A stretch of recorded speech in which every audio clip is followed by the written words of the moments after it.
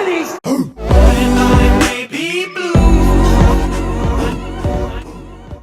Make sure you like and subscribe and go follow me on my Instagram and Twitch. Those links are down below. Also, my Patreon, it's only $5 a month and a next video every week. When I get out, can I still traffic rocks to the community? Absolutely not. You're right. Selling rocks would be wrong.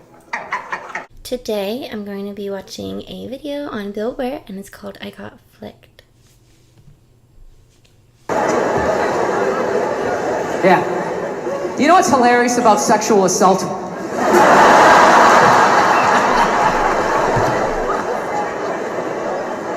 You know what's hilarious about it is how women are acting like that is a uniquely female experience. You know what's funny? I actually, to the letter of the fucking law, within the last 2.5 years, got sexually assaulted in this business by a woman. Yeah. And this is my story. I feel like I can live my truth and be brave tonight and share this with you. It's 100% true fucking story. I was doing stand-up. I was doing a private gig, all right? Private gigs are the fucking worst. You do a public gig, anybody can show up. It broadens what you can talk about, right? You do a private gig, it's like everybody grew up on the same fucking streets. All your jokes gotta go right down fucking Main Street or you're bombing. So all you do is listen to the first comic to hear what's working and what isn't. You just listen to him as he's up there struggling, going, okay, they like bread. Talk about bread. Get all the bread you can. Don't make fun of the troops. Stay away from the troops, right? So that's what we're doing, right? Oh, and the host gets him going, and then he brings up the first act. Okay, she goes on stage. She's not really a comedian, more of a personality. She does her bullshit or whatever, and I'm standing there looking at my jokes, figuring out what I'm doing. She wraps it up. He goes on stage. She goes to get off. I'm thinking, okay, I'm next. I'm looking at my stuff, and she just walks right by me and just fucking, pooh, just flicked me right in the head of my dick and kept walking.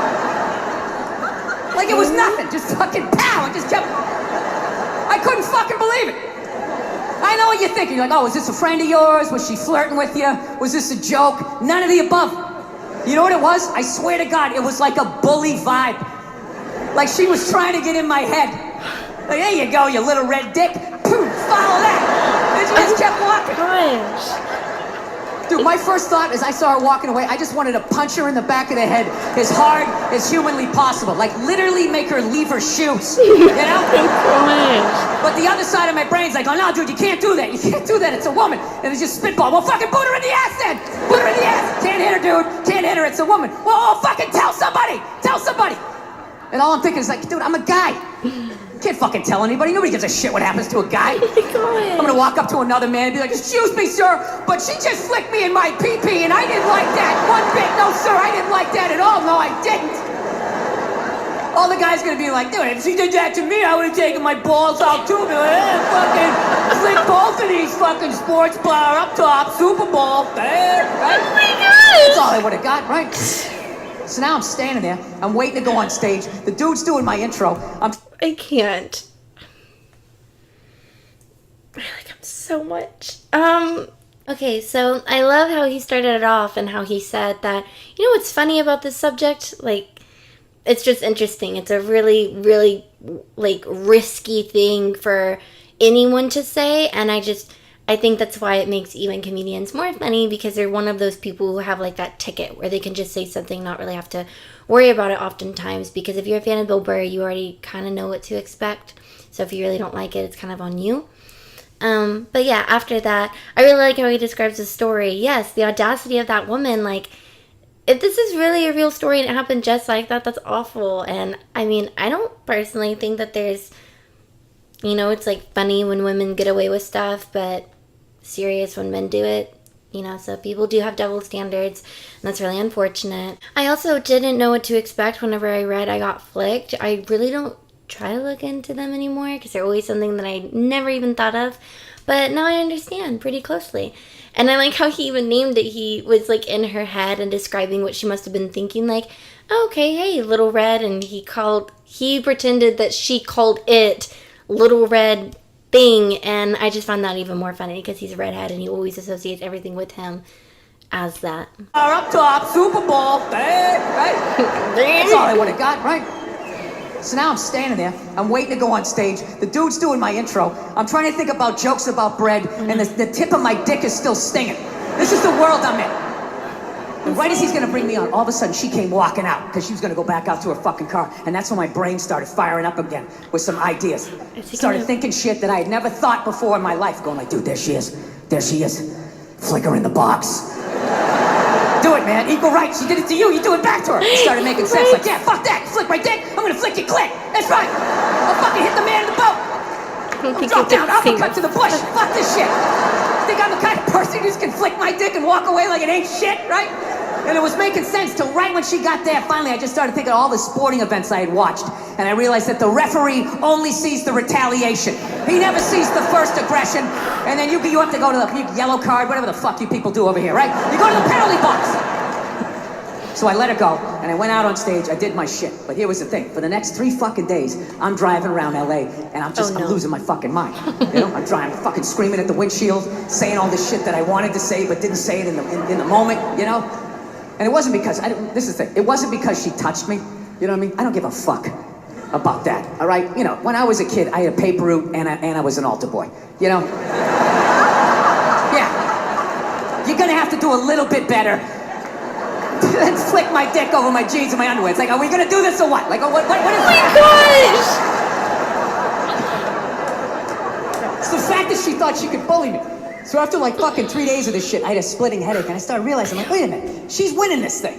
You know? Here I am, still thinking about this shit. She's probably gone on to kick, like, I don't know, flick 30 to 40 dicks since she's been with me. Right? She doesn't give a fuck about me. So you know what I did? I drove home to my house, there was nobody home. I went upstairs, I closed the door, and I just sat down and I meditated on it, and I just forgave her. I did. I just pictured her as a little 5-year-old girl crying because her alcoholic dad, you know, wouldn't hug her or something. And she's just standing there crying like, my daddy, I love you. He's like, get away from me. I never wanted children. And then he walked through a screen door and he like face planted into this. I have to pause because I like how he can get really dark and you don't even realize that you've walked into this room, but now you're being entertained by him describing a story of a 5-year-old little girl. I mean, you guys just heard, but yes, we're all here now. And I like how he does stuff like that. He sets it up so smoothly and you're just laughing, having such a great time that I feel like you look up and you're like, wait, how did we get here? And it's a great experience. I think that stupid humor is just great, nothing wrong with it, but I do really like it whenever people kind of talk about real things too, because if you can make fun of something that's really serious or sad or awful in the real world, but then make fun of it and make everybody in a room join together with different views all laugh at the same joke and things that you're pointing out that are stereotypes or real things, you're really, really good at your job, because he's taking this issue as not a typical issue that's looked at from this point of view, and people are still biting it. And I think that that's just really good that he has everybody in this room riding on that train, because we can all kind of agree with it and find it funny at the same time. I drove home to my house, there was nobody home. I went upstairs, I closed the door, and I just sat down and I meditated on it, and I just forgave her. I did. I just pictured her as a little 5-year-old girl crying because her alcoholic dad, you know, wouldn't hug her or something. And she's just standing there crying like, my daddy, I love you. He's like, get away from me. I never wanted children. And then he walked through a screen door and he like face planted into this above ground pool. And he had a tool belt on. And it just sort of pulled him under. And she ran out, she grabbed his foot and she was pulling and his boot came off and she sat down and she just watched him slowly drown. I don't know what happened after that. I just felt like this weight lift off of my chest. So there you go, all you tough guys over here in England. Don't be afraid to meditate, man. I'm telling you. You can let a lot of stuff go. He's in England. I don't know. Do you know, I'm all right with silence. You don't have to feel like you have to do anything fucking extra. Just relax. If it's funny, fucking laugh. If it isn't, just fucking sit there, and I'll know it's time to move on.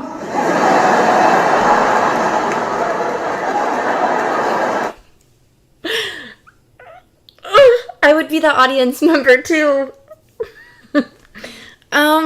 Yeah, he's great. This was super funny. I thought it was getting dark, but no, of course it got darker. I actually have not revealed to you guys because one of the times was a really long time ago and it's kind of during COVID. It was like a really small thing. But Bill Burr came to my city, so I took the opportunity to go see him, and it was such a small audience that I didn't even really realize how privileged I guess I was to go, because there was like 75 people there, 6 feet apart, all wearing masks, all of it. And he was hilarious. And then I saw him again recently, like maybe 2 months ago in Vegas. And yeah, like these tickets were 4 times as expensive. I was all the way in the back. Someone tall sat in front of me. It was just like, I realized in that moment, I'm never going to see him again that close for so cheap, so conveniently. And it's kind of heartbreaking, but at the same time, I was really appreciative to go and see him live because I've never seen even small comedians live. And Bill Burr is like kind of my favorite. So I just wanted to mention that here because I obviously couldn't really like take pictures there or record videos or anything. So yeah, I got to see him live twice. But that is going to be it for today. Make sure you like and subscribe. If you haven't already, go check out my Patreon. There's over 80 videos on there that are not on YouTube, so make sure you're not missing out. And I'll see you all next time.